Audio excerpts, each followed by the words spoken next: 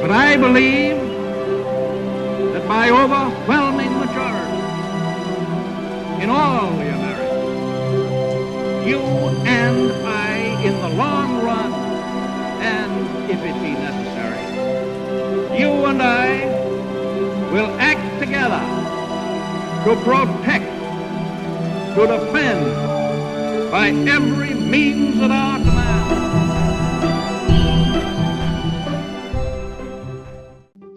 Welcome to the History in Motion podcast, where we discuss leaders, their decisions, and how they shape the world we live in today.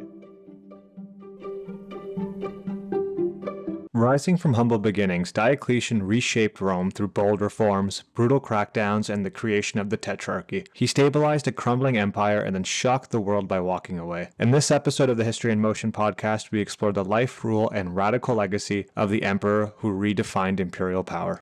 Welcome back, everyone, to another episode of the History in Motion podcast, where we're continuing our journey into the later Roman Empire and looking at what happens after Aurelian, who we talked about last time, and moving into who is considered, maybe in the top 5 of Roman emperors, and that's Diocletian.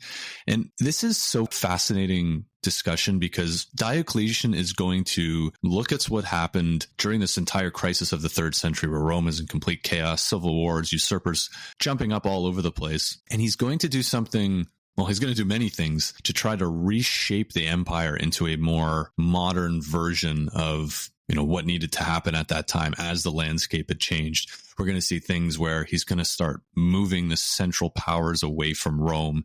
He's going to start looking at how you have more regional governmentship, and also even looking at the role of the emperor itself, this supreme autocratic leader, moving into, some different sort of things. And what's so fascinating about all this is he needs to do all of these things to kind of get Rome rolling again. Because like we said, Aurelian last time, he got things settled. He got things to a point where the chaos had ended, the fractured empire was brought back together, but he didn't have time to get into any of the economics or any of the other great things that needed to be done within the empire. And that's where Diocletian is going to come in, and he's going to have a lot of work to do. But thankfully, for the first time in a long time, we're going to have an emperor who's around for a very long time, going to be able to accomplish, or at least try to accomplish, many interesting things. Yeah, this was a very interesting podcast for me to research, because I think we've done so many episodes so far in our archives on Roman history. And, my understanding's probably better than most, just given that we do this, on a weekly basis. But it seemed that my understanding kind of came together in terms of how the breadth of Roman history kind of connects up until the split of the Byzantine Empire that we've talked about as well. So in many ways, I think it's a fascinating discussion because Diocletian offers so much breadth of analysis in terms of the things that he implements, but it also showcases, and I guess there's a bit of foreshadowing here in terms of what the Roman Empire is going to turn into based on some of his policies and actions that he's going to lay out in this episode that we're going to talk about. Yeah, and if we start looking at time frames here, we're looking at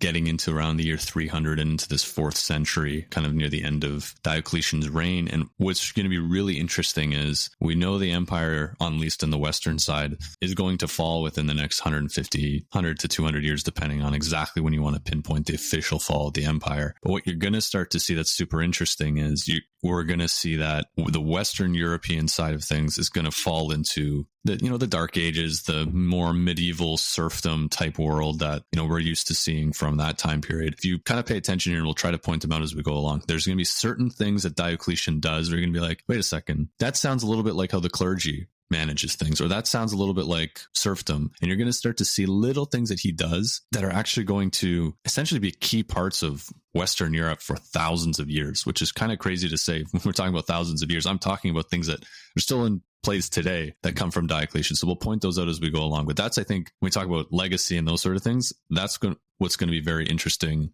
today as we talk about Diocletian. So he's got a long life, so I think we should jump right into it and kind of look at where we left off last time. So when we were talking about Aurelian last time, we talked about this fractured empire. Looks like Rome may actually collapse. It was getting to that point with just so much civil war, terrible economy, provinces breaking out in the east and the west. And it looked like it was going to be a big problem, and potentially they may never get these territories back because they just could not figure out who was going to be in charge. Well, Aurelian becomes in charge, and within 5 short years is able not only just to bring everything back together, but actually stabilize the border, bring Rome back into the fold that it was a few years before. He actually retreats out of some territory, secures the border, starts to fix the currency a little bit, doesn't really get to do too much with that, but then is assassinated because it's the crisis of the 3rd century. And of course he's assassinated, which leads us into more chaos. And unlike emperors who were murdered previously to Aurelian, there's not a bunch of people jumping up going, oh, I'm going to take over now. It's my turn. I want to take control of the empire. Right after he's assassinated, the people who assassinated him realize that they were essentially duped into doing this. So they're not too happy about it. And everybody loved Aurelian. So nobody is really wanting to step up and say, yeah, I'm going to take over now. I'm going to fill in for his shoes, because for a couple of reasons. One, it's going to be very hard to be able to fulfill or even get to the level that Aurelian was. It's really hard to do. And 2, they're going to look guilty. So we get this really weird point in the Roman Empire where nobody wants to be emperor and nobody wants to pick an emperor. So the army's like usually the ones picking the emperor. And they're like, look, we don't really want to pick it, because then it's going to look like we're the ones that assassinated him and we didn't do that, or maybe we had a hand in it, but we don't want to look guilty. Then the Senate's like, look, we don't want to do anything either, because it's going to look like it was a whole thing that we put together, and then we're going to put someone in power and the army's going to go, hey, we don't like that guy. And so you kind of get this like 6 month of just kind of everyone just kind of looking at each other, pointing at each other. This is where we see, and again, it's tough to know for sure that Aurelian's wife actually takes power for a short amount of time to kind of help manage this transition. But there's a little bit of things that pop up, but it's definitely at a point where we're at a bit of a, the Spider-Man meme where they're all kind of pointing at each other saying, is it you? Is it you? Is it you? So somebody make a decision, and no one really wants to make a decision because they all don't want to look like they're the ones that actually assassinated Aurelian, and then it's going to come back to bite them, and then civil war, and then rinse and repeat. So everyone's trying to avoid, the mistakes of the past and keeping their own head. Yeah, the Spider-Man meme came to mind immediately when you were speaking. And I think it's an interesting point that you make, right? Because at least one of my generic takeaways from doing these episodes is that why would anyone want to be emperor? Because they seem to have pretty short lifespans, and they are always at the center of some sort of murderous plot where they are the target constantly, either by the Senate or some military faction. And I think, we've seen that often emperors are elected through this kind of military negotiation by virtue of their merit and by, their leadership qualities. And I think Diocletian's story is very interesting because it begins very far from the marble halls of Rome. So he's born around 242, 245 AD in modern Croatia, and his birth name is Diocles, and his family was actually of low status. Some rumors even suggest, at least historically, that his father had been a freed slave. We don't really know if it's true or not, but young Diocles had no aristocratic pedigree to kind of help support his path. But what he did have, by all accounts, was drive, talent, and a pretty forceful personality. And like many leaders at this point, he joined the Roman army as a teenager and began climbing the ranks. Again, this is an era where merit in the military could catapult a commoner into province, and Diocles took full advantage. He served under several hard-lining emperors like Aurelian and Probus, and these emperors actually valued strong soldiers from the Balkans. And around 284 AD, approaching his 40th year, Diocles had risen to senior command position, and he was respected by cavalry commanders serving under him and his sons who were ruling kind of this fractured empire. And then, as we've discussed, the Roman Empire in the midst of the 3rd century had been going through this very chaotic period, the crisis of the 3rd century. And as we know, emperors rose and fell in rapid succession, and the frontiers were constantly under threat. And amid this turmoil, Diocles kind of stands out a little bit. He's promoted for his administrative genius in leadership in the army, and by the time Emperor Carus led a campaign against the Persians in 283, Diocles was actually one of his top officers. And as do many of these emperors, he died mysteriously during that campaign, leaving the empire to his 2 sons, Carnus in the west and Numerian in the east. And Diocles actually stayed with Numerian's army as they began the journey back west in 284. But this is where, history, as it seemingly does, takes a very, unbeknownst twist, and fate kind of intervenes to change his life and ultimately Roman history forever. Yeah, some fun little things, some nuggets that happen here. And I think it's key to kind of how you brought up Diocletian here, or Diocles, I guess, as he is at this time. And him being kind of, I wouldn't say through all this, but kind of alongside all of the craziness that's happening. He sees, born into this crisis of the 3rd century. He's there when Aurelian is doing, bringing the empire back together. He's there when eventually, after this 6 months of whatever, everyone pointing fingers, where eventually an elderly senator named Tacitus is taken power by the Senate just as kind of to do some like kind of caretaker stuff. And then, but long story short, Probus, who is a high-ranking commander of Aurelian, takes power. And this is actually funny because the empire at this point is kind of calm. Aurelian's kind of got things under control, and Probus actually starts reducing the size of the army and actually starts having the army do a lot of manual labor. And they're like, what the heck? We're soldiers. We don't want to be doing this type of manual labor. And actually it gets to the point where they're just kind of sick of Probus, the army, so they have him assassinated. And that's where Emperor Carus comes in, gets the troops fighting again. And again, it's just this weird time where you can just see like the military just has so much power here. And all of these emperors too, Diocletian included, are all frontier people in some capacity. Nobody's being born in Italy, for example, and rising up to become emperor. They're all fighting along the Danube and potentially the Rhine, and a lot of these Illyrian and Balkan emperors, they're battle hardened, and those are the troops that are essentially picking who the emperor is going to be. So it's interesting as Carus campaigns against the Persians, and then, like you said, died mysteriously. The official cause of death is struck by lightning. So we'll see how that comes together. But I just like to say, sure, yeah, he was struck by lightning. Long story short, that he's dead, and then Carinus and Numerian are kind of seizing power. And there's an interesting story about Numerian. So Numerian actually dies, again, we don't know, murdered, natural causes. It's the 3rd century. Nobody really knows for sure. But there's a rumor that goes around that he's killed by someone who's his Praetorian prefect. So the Praetorians are essentially this kind of, call them like the emperor's bodyguards in a sense. Very elite positions, very powerful. He's essentially murdered by him, and the way this story goes, it's bizarre, is the Praetorian prefect is basically telling the troops and everybody, don't worry, Numerian's fine. He's in his carriage. He's not feeling well. He's a little sick. Okay, fine. I'm going to give orders right now. And then there's the rumor that somebody walks by Numerian's carriage and starts to smell something. I'm like, what's this smell? And the story goes, someone opens the cart and Numerian's been dead for weeks. And this Praetorian prefect has actually just been seizing power, pretending that, Numerian's still alive. So again, is this story real? And then we'll get into why the Praetorian prefect's name is important, how that relates to Diocletian. It all kind of lines up a little bit too perfectly. But the long story short is lots of people have kind of come and gone since Aurelian. Probus was probably the only point of stability that we really had here. And now we get this debauchery / kind of sneakiness from this prefect. And it's just a perfect opportunity for someone to step in, military backing, who has the wherewithal and the knowledge to actually be a great emperor, because now we're at a point where, is this going to go full-blown civil war again, or are we going to mop this thing up quickly and, put Illyrian in power like, we should have done this whole time? Yeah, it's almost remarkable when we're doing these episodes on Roman history where assassination is like the default mode of change of power. It's like, we should just kill him. It's the easiest way to get through this. Yeah, but I think that's a great segue. So when you were telling your story, I had an additional note here, and I don't know if you came across this as well, but apparently that Praetorian prefect was his father-in-law, who's named Aper. I hope I'm pronouncing that right. Yeah, I think Aper is correct, but the meaning of that name, I think, is where things get very interesting. Yes, this is where things get very interesting. So here we are. Numerian's been dead weeks. His body is already decomposing. So you can imagine in the military camp, things have become very, very tense. And then one man steps forward. Diocles, this skilled officer, calls an assembly of the troops with Numerian's body before them. Diocles accuses Aper of treachery. At that moment, Diocles does something daring and irreversible.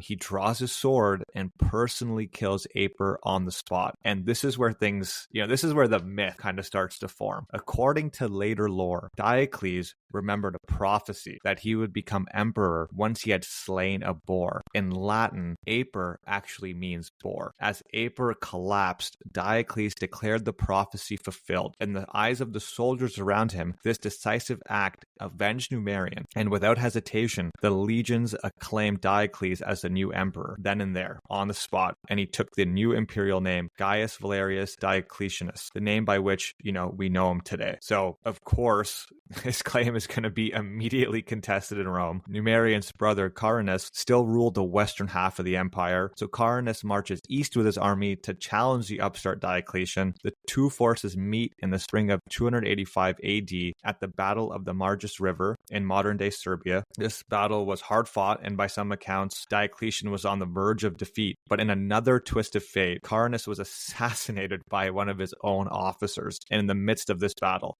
Later, gossip blamed Carinus's unpopularity and kind of personal misconduct for his demise. Allegedly, he had angered one of his commanders by seducing the man's wife. So with Carinus gone, his army switched allegiances, and then ultimately Diocletian emerges victorious, and by mid-285 stood as the master of the Roman world.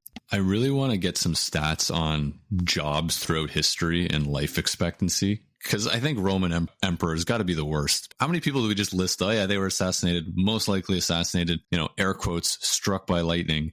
But yeah, it's just pretty clear cut now that Diocletian is ultimate ruler of Rome here. And I think it's interesting, right, is whenever these civil wars happen and you have these troops from, the frontier, battle hardened, the most skilled, and you're facing an interior army, it's essentially a formality at that point. They got to make a big show of it. The other emperor is going to get assassinated, or whatever you want to call these two men at this point. But yeah, he's ready to take power. And I think, as I said, like the reign of Probus, a little bit more calm. His father, Carus, when he was marching into Parthia or to Persia and to fight the Sassanids now. Essentially, that's a campaign you do when you're not being invaded like crazy all over the place, when things are put together. So you can start to see that this empire is stable-er, I would say. And so now Diocletian's taken over. He's ultimately in power. He's a very, very good political maneuver. His maneuvering in the political sense, I should say, is very, very strong. And even you can see right away, he's got this divine mandate, if you will, this prophecy, right? If I kill a boar, which most likely is written after the fact, but it doesn't matter. The story is there. And this is going to be key with Diocletian. And it's going to be a big shift as we look at emperors. So I want everyone to kind of think about this as we move along and just kind of compare and contrast what we talked about with Augustus. So when Augustus became emperor, he never declared himself emperor in the traditional sense. He knew that he had to kind of have this gray area and make it seem like he had less power than he actually did, because the whole thing was you're acting as a king, the Senate's very powerful, can't have any of that. So he would always make sure that he was respectful of the Senate, made sure that he didn't alienate them in the wrong way, and always tried to make it seem like he didn't actually have a lot of power, but he had immense power. And he used the title princeps, being basically first citizen, instead of emperor or king or anything like that. When we get to the time of Diocletian, we're going to see that that's a complete shift, and it's going to be interesting as we go along. He's going to be not only revered and shown as being ultimate and so powerful, he's going to be almost godlike. And we've always seen that with emperors. There's always a divinity element to it, but mostly after they die. But this one's going to be like, maybe not quite he's a living god, but he's kind of treated like a living god. And he kind of wants to be that. He's going to be very pulled back from the common people. It's going to be hard to get an audience with him. He's not just going to be hanging out in the forum, even going to Rome very often,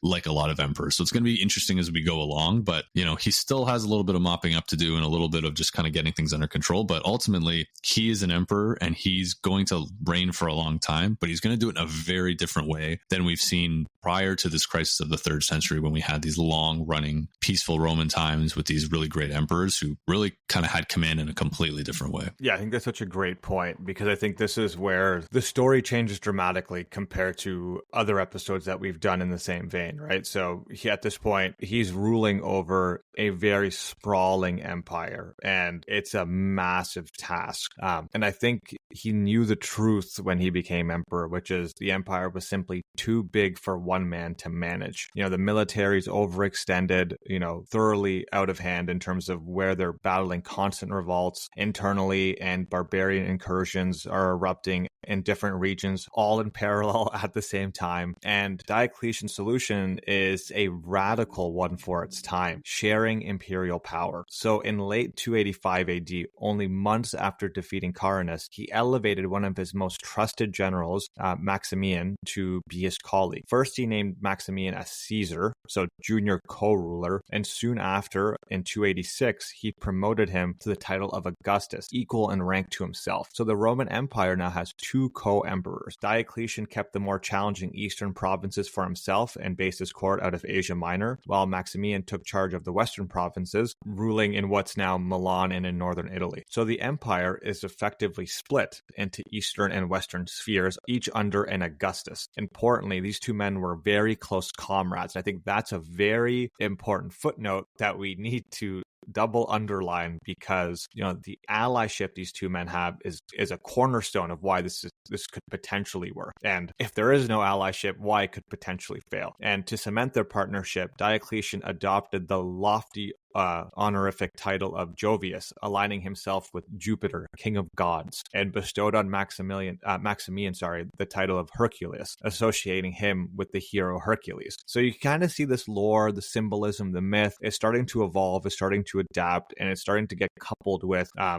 how things are going to be ruled at this point in time. And this symbolism presents Diocletian as this kind of senior protector, Jupiter, and Maximian as this heroic enforcer, Hercules. And after stabilizing things, these two emperors, Diocletian actually went a step further. So in 293 AD, facing ongoing pressures again on multiple frontiers, he instituted the Tetrarchy, rule by four. So each Augustus would now have a subordinate Caesar or junior emperor to help govern and eventually succeed him. Diocletian chose as his Caesar a fierce general and his own son-in-law, coincidentally, named Galerius, to help him govern the east, while Maximian adopted Constantius Chlorus. This was Constantine's, the Great's father, as Caesar. So these four men, the two Augusti and the two Caesars, formed a very, collegiate leadership over the empire, each responsible essentially for a quadrant of the territory. Diocletian was kind of the chief architect of this arrangement, and he remained the first among equals in practice. He's kind of like the senior Augustus. So the Tetrarchy brought a period of relative peace and order, and each co-ruler dealt with crises in their region,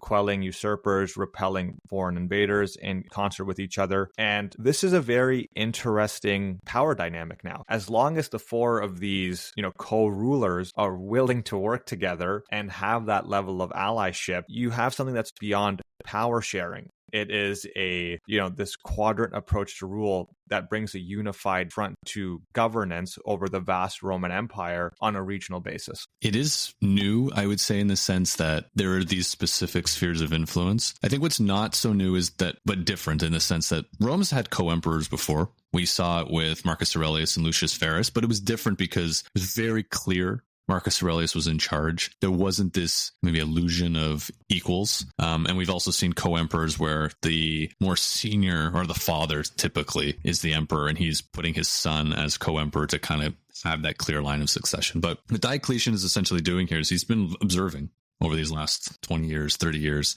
and he's been seeing the problems with the empire. The first being Aurelian running around the empire, essentially dealing with small crises, because he knows that he can't let someone else win a big battle, because then they might just call themselves emperor and then full-blown civil war again. So he's dealing with everything. And Diocletian's seeing this and going, okay, well, how can I fix it? Well, I can make Maximian emperor. So what more does he want? He wins a bunch of battles. Great.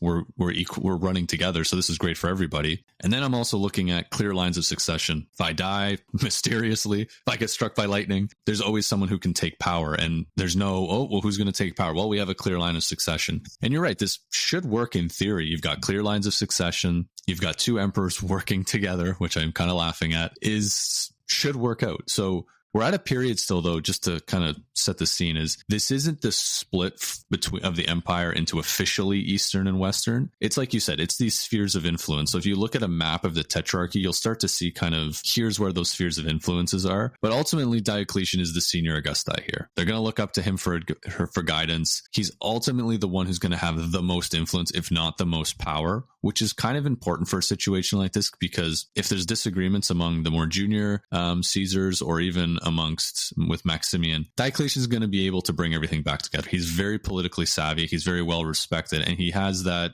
he built this thing, so people are going to trust him a little bit more.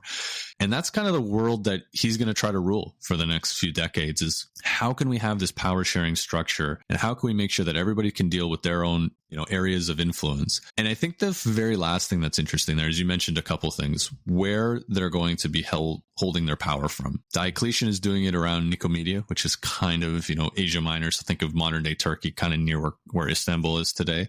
And then from Milan, which is much more north than where Rome is. So strategically, the empire is moving away from the Italian heartland and moving more and closer to the border where they can deal with problems quicker. And that's the new reality of the Roman Empire today.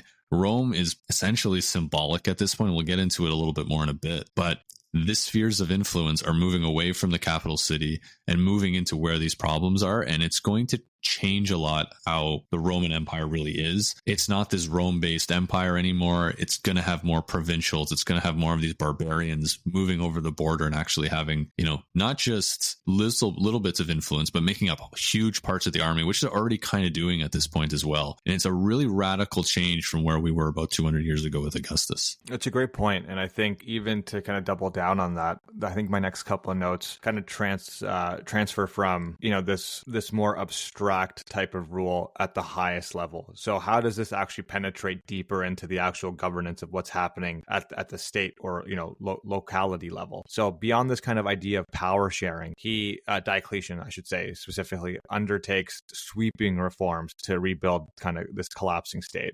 He reorganized the imperial government essentially from top to bottom. And one of the things that he recognized early was the empire's weakness had been this kind of overrepresentation of provincial governors and very rebellious generals. So he split the provinces into smaller units. Yeah, essentially he doubled their number to around 100 provinces. So no governor had too large of a command. And these provinces were grouped into a new intermediate level of regions called dioceses, a term obviously telling me that originates from his original reforms. And each was overseen by an official who was responsible to reporting into the Caesar or Augustus. And crucially, Diocletian separated this idea of civil and military authority. Governors were stripped of their army command, and new dukes were given military control of border regions. So this meant a single official would no longer hold both the purse and the sword, making usurpations, more difficult, because it seems like that was a big problem with, from a governance perspective, of dealing with this constant threat of usurping the throne. And I think furthermore, the Roman army itself was reorganized and expanded. So Diocletian fortified frontiers and built up mobile field forces that could respond to those invasions very quickly.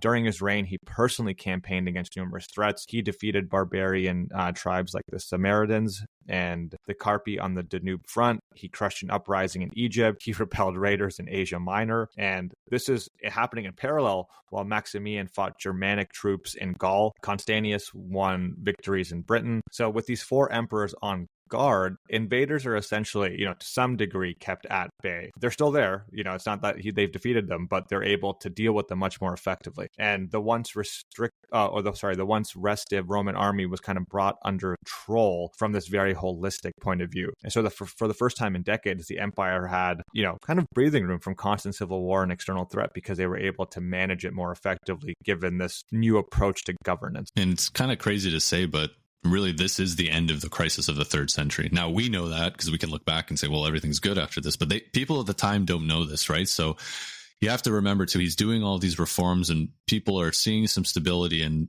maybe starting to get a little bit hopeful, but still like, my God, is this just going to blow up again? Is he just going to get assassinated? And then next thing you know, we're going to be in civil war number whatever we're at this point. But what's super interesting about everything that you said was that split into the smaller provinces and the kind of larger groupings of rule, I would say spheres of influence. And one thing that's super interesting is the diocese breakout. And I mentioned at the beginning that we're going to see things that still exist today. If you look at how the clergy and the Catholic Church breaks itself up into spheres of influence and control, it's called the diocese. And that's still true today, which is kind of crazy that this is something that's just existed for almost 2,000 years up to this point, just based on how he's made some changes. And it's something that we still know today, which I think is kind of cool. On top of all of that, the separation, I really like that, the separation of the civic and military aspects of things, because it got to the point where militaries essentially ran the infrastructure. Who ran towns? It'd be the local whatever in the military. But that's not a permanent solution. There's a lot of problems, like you mentioned. You have access to the money and you have access to the military. You're going to be able to do a lot more based on what you want to do. But it's also just not stable. The military's got to go fight. Who's running this town? Who's dealing with the tax collection? Who's dealing with all of these little things that cities and provinces need to run. And so he's essentially building out a massive civil service. Which again, if we look at how we are today, the military isn't running your, local counselor's office or anything like that. It's very much a civic job. And so this is a big necessary change. It's not totally radical because Augustus had a very large civil service and all of that, but it's just this big shift. Let's get things back on track. Let's find a way to keep some stability, and let's stop making everything have to go through the army, essentially. It's a great point, because I think it takes it one step lower, right? So we've started with the Tetrarchy. How are we going to reorganize states into being much more manageable? And then, okay, what does it mean on the administrative side? How do we actually manage it and administer over all these states? So he expands the bureaucracy, greatly. I think one historian actually puts it that he created a quote unquote swarm of bureaucrats to oversee tax collection, supply armies, and enforce imperial edicts. The imperial court itself became much more elaborate. So this is actually very interesting. Diocletian adopted the trappings of an Eastern monarch. So he started wearing jeweled diadems, which kind of broke with old tradition of the emperor as merely kind of the first citizen, and demanded forms of court ceremonies like prostration before the emperor. And we probably won't get into it in this episode all that much, but it's probably worth mentioning. Historians kind of see this as the beginning of the dominate, which is, this kind of new era in Roman history. It's more openly autocratic in terms of how things are looking and functioning, in contrast to the earlier principate.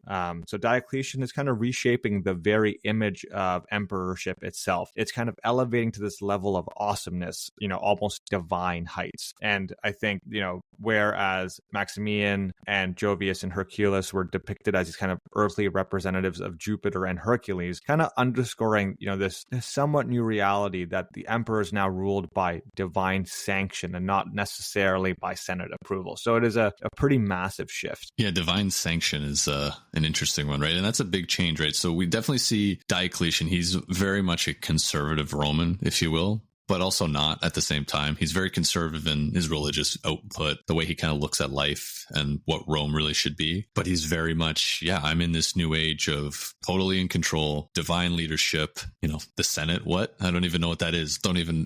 You don't even tell me what the Senate's thinking, because I don't frankly care.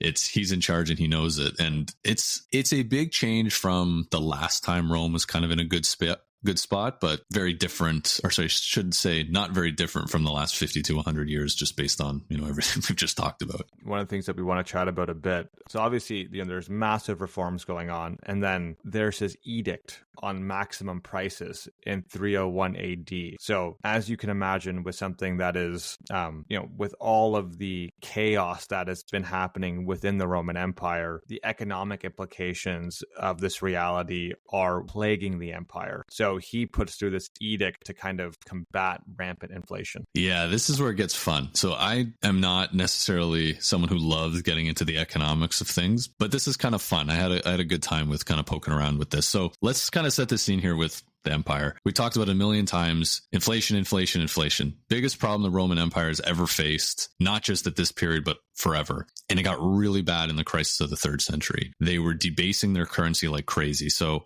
new emperor comes in, he wants to pay his army, doesn't have enough coins. So what's he do? He makes more coins with a lower silver content. And then it continually gets lower and lower and lower. And essentially these silver coins now are worth the same as a copper coin because they're just so little silver content. So that's where this all kind of starts from. Diocletian looks at all of this and he says, okay, great. Well, he doesn't say great. He goes, I think I have an idea. He goes, this is terrible. We need to fix this. So he says, I'm going to create 3 new coins. One of the main ones is like a gold coin, which is like, this is for big purchases, a silver coin, which is kind of in the middle, and then a copper coin as well, which is more for your everyday transactions. And what he essentially does is they are going to be fixed with, high amounts of silver, high amounts of gold, high amounts of copper, and everything's going to be great. And we're going to send these back out into the system. But he runs into a problem. Inflation's not going away. And he can't figure out what's going on because the Romans, for as smart as they were, they didn't understand inflation the way we know it today. They understood that if you debase your currency and start taking silver out, people are going to see that as less valuable. And it's instead of costing 5 silver coins for something, it's going to cost 10 now because there's less silver in them. So they thought they did fix that problem, but the problem was they didn't recall enough of the previous coins.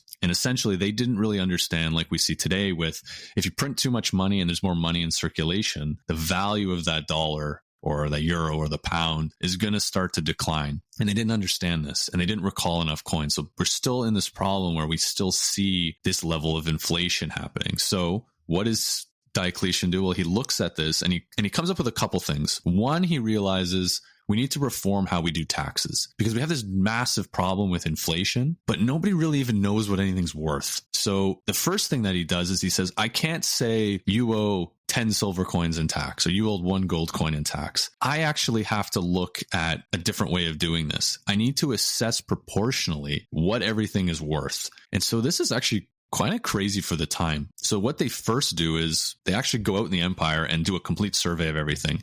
They look at every piece of land, they look at every city, they look at every part of the empire and realize what its productive capacity is. Well, you have very fertile lands or growing beautiful vineyards. That's very fertile land. You're going to have to pay a little bit more in tax because you have this area that's really, really ripe and you're creating wine like crazy. You're up in some foreign, some spot in the northwest corner of the empire.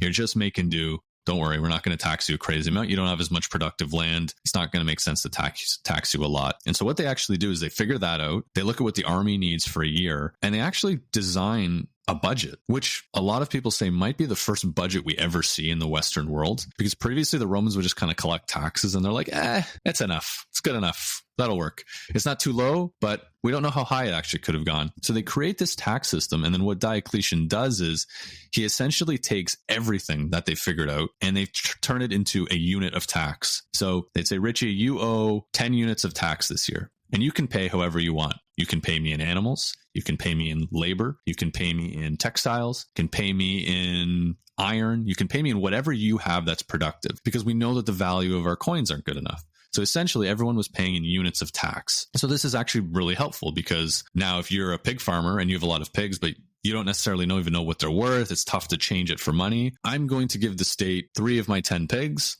And that's my units of tax, for the year.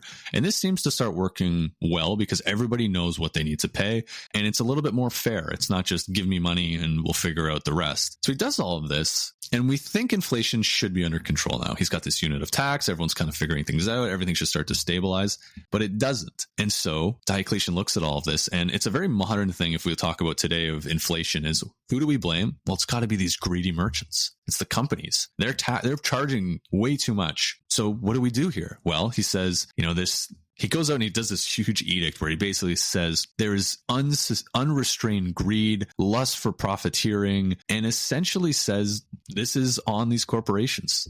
Merchants are charging too much. They're just greedy. So he comes up with a list called the Edict on Maximum Prices. So essentially what it does is he says you can charge whatever you want. You can charge 5 units of tax, 10 units of tax, whatever you're charging, or 10 coins, I should say at this point, but you can't charge more. There's a cap on everything. And this is so interesting because we actually get to see how the Romans valued things. And so I've actually looked up, there's a really nice translation you can find online. There's, I think, 1,200 items on this list, which is just crazy. Like if you look at some of this, for example, a cabinet maker with maintenance for a day can't charge more than 50, I think it's denarii at this point. But if you're a shipwright working on river vessels with maintenance, but if you're working on a sea-going vessel, that's a little bit extra. And you start to see all of these things. You even see the different types of wine that they have. Certain regional wines are worth more than others. You'll see things like fish from the river aren't as valuable as fish from the sea. A driver of camels, mules with maintenance for a day is 25. A veterinary for clipping and preparing the hooves, 6 for each animal.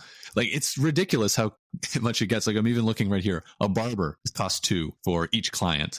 Can't charge more than that. And so this is kind of fascinating for us looking back, as we get to just kind of see the way Romans valued thing, what people were doing on a daily basis, which I think is very nice because we get away from the grand politics of emperors fighting and assassinations down to what's the local mule driver doing? What is he getting paid? How is his life? And so I think that's super interesting. And theoretically, if his whole plan makes sense and, it's everyone's just being really greedy and you can only charge a max amount of denarii per whatever, everything should kind of come back down and we should see, inflation go away. And this theoretically is going to solve his problem. That's absolutely fascinating. And I think to your point, we're talking about an emperor right now.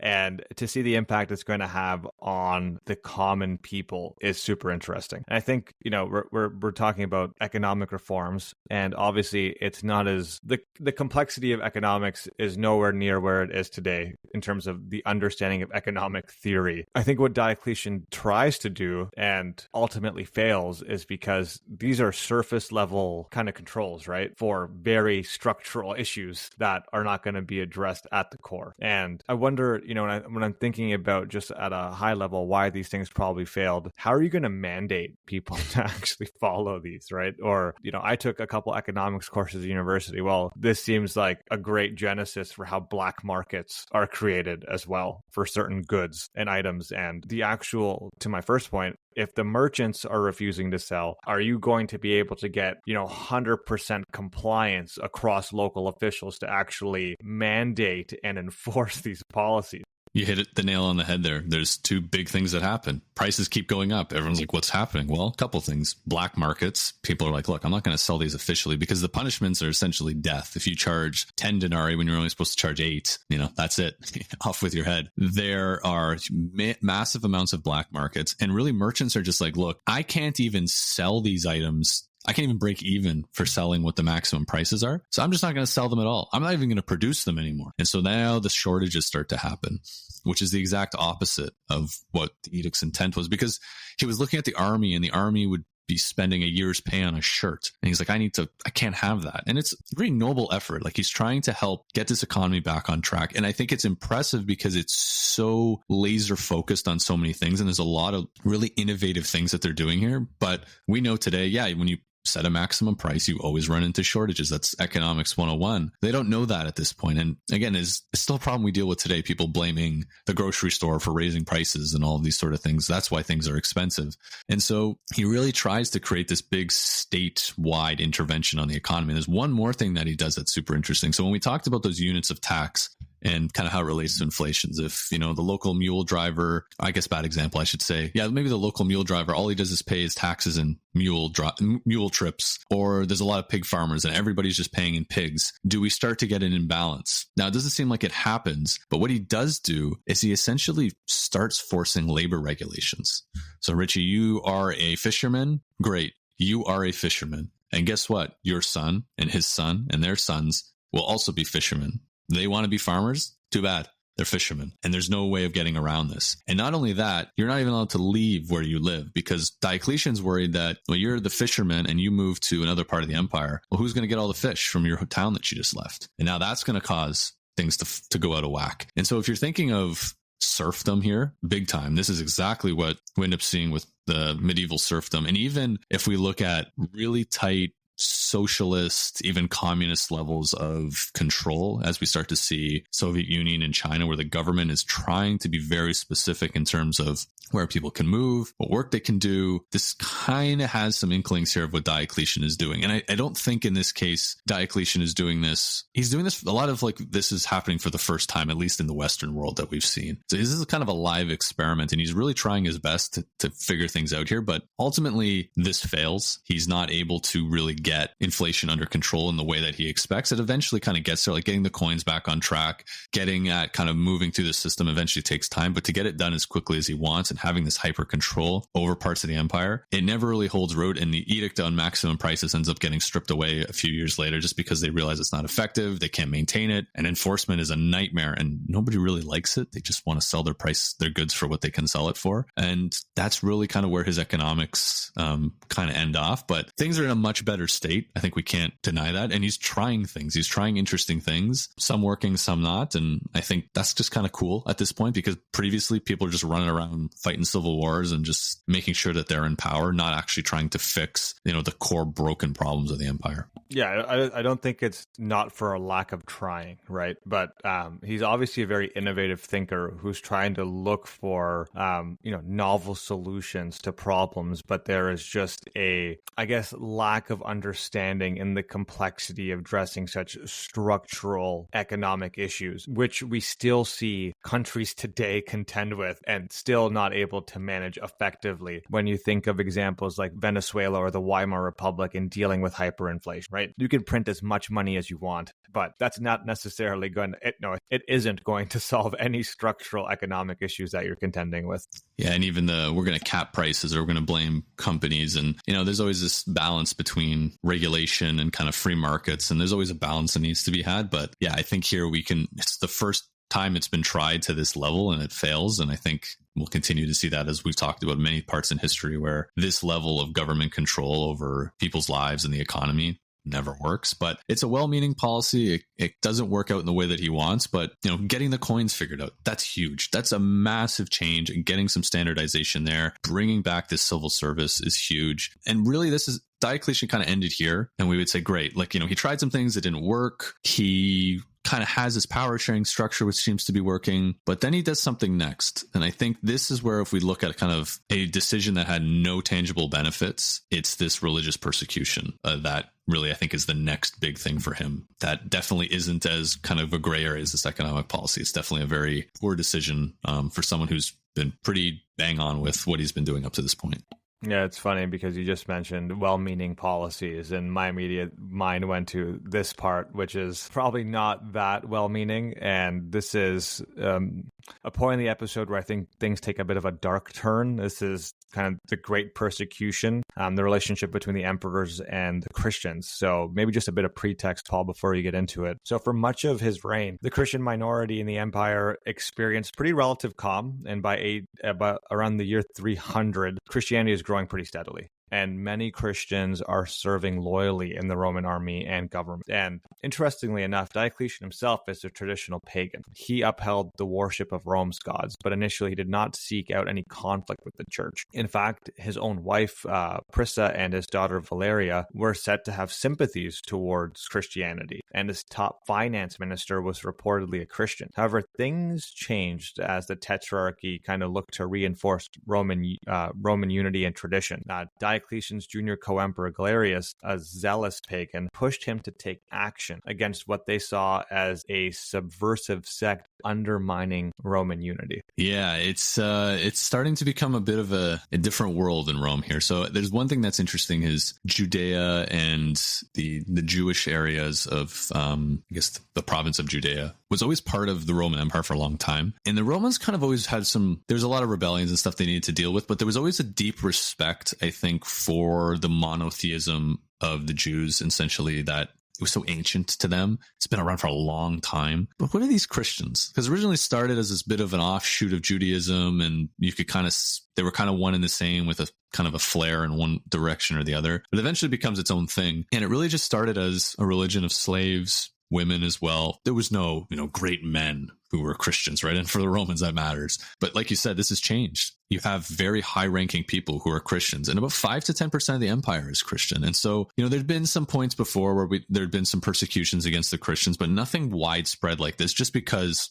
the amount of Christians that we have in the empire in senior positions is very important. So it really all starts with Galerius and Diocletian basically having a divination, basically trying to predict the future in kind of a pagan way. But the priest keeps going, hey, it's not working. Something's wrong here. I can't figure it out. Somebody points to somebody in the house saying they were actually praying, doing the sign of the cross, doing their Christian thing. And Diocletian loses his mind, essentially makes everybody in the house make an animal sacrifice and kind of go down the pagan route here. And then this kind of expands into widespread persecution of the Christians. And this is not just, hey, knock it off. This is, you are forced to stop doing what you're doing as a Christian. He goes even to the army saying everybody needs to make some sort of sacrifice to the gods. There's no messing around anymore. You have to go and do this. He actually tears down a church. So in Nicomedia, which was essentially where his capital was, there was a big church on a hill overlooking the city, big Christian church. He has that destroyed, and it's just widespread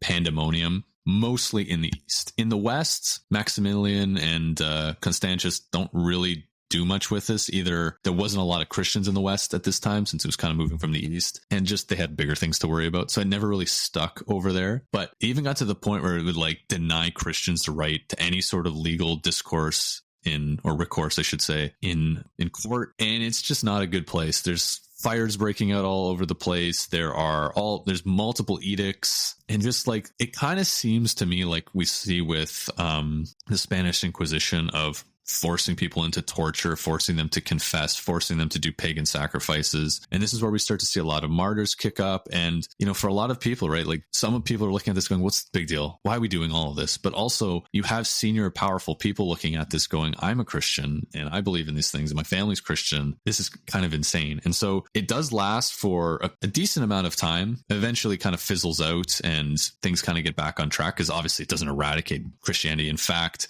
it actually creates a lot of martyrs within the church's memory, and you have some saints and all of these things that are kind of created at this time. And so there's this edict of toleration that comes back and essentially kind of balances things out. And, we'll see very quickly how in our next episode, how this is going to change, not from, going from all Christians are bad, burn down their churches, torture them, make them do pagan sacrifices, into I am the new emperor judged by God and I am now a Christian, which is a big change that we're going to see. But this is essentially where Diocletian does all of this, and a lot of the blame gets put on Galerius, but who knows, that could be a little bit of, historians kind of putting in their conjecture. But yeah, it's not a great look for Diocletian, and just kind of throws the empire into unnecessary chaos that, him and his predecessors have done so much work in trying to, calm the waters. Yeah, I think it's in the year 311 that the Edict of Toleration officially ends the greatest official persecution of Christians, like, recorded in history. And like you said, a little bit of foreshadowing with what happens post that with Constantine, which we'll likely get into in our next episode. But it's a pretty dark period and mark on Diocletian's life. I can see the thought process about Roman unity, but it totally backfired in terms of what the expectations were and what the actual result was. I think the persecution happened pretty much throughout the point in which he, created the edict, and went on throughout his retirement. Even though it wasn't like re-engaged or reignited, it kind of just held status quo up until the Edict of Toleration in 311. And that's most likely the year that Diocletian actually ended up dying. And that was issued by Galerius. Yeah, you just mentioned something that's interesting there, retirement, because this is something that we've never seen really before in an official sense. But, we've got this Tetrarchy. Okay, we've got the economy starting to get back on track. The persecution of the Christians is not good, but it's not destabilizing things in a way that's going to make things anything crazy. But we haven't mentioned any political instability here. Things seem to be going pretty well. And this is over decades now at this point, where things are pretty stable for the most part. We're dealing with things on a local level, but what's happening with this Tetrarchy, and it must be going well if Diocletian's going to even consider retirement at this point, and handing off the reins to Galerius and the Western Augustus and Caesar. Yeah, this is probably one of the more unique endings to an episode that we've had, where it doesn't end in bloodlust or assassination when we're talking about Rome. So in 305, Diocletian does what no Roman emperor had done before him. He voluntarily abdicates the throne. Apparently, he's falling ill, old age is getting the better of him, and he recognizes the need for a smooth transition. So he formally steps down in a ceremony outside Nicomedia, passing authority to his chosen successors and urging the continuation of the tetrarchic system he had built. So his co-emperor Maximian reluctantly followed suit, marking the first and only time both senior Augusti resigned together to facilitate an orderly handoff of power. And then Diocletian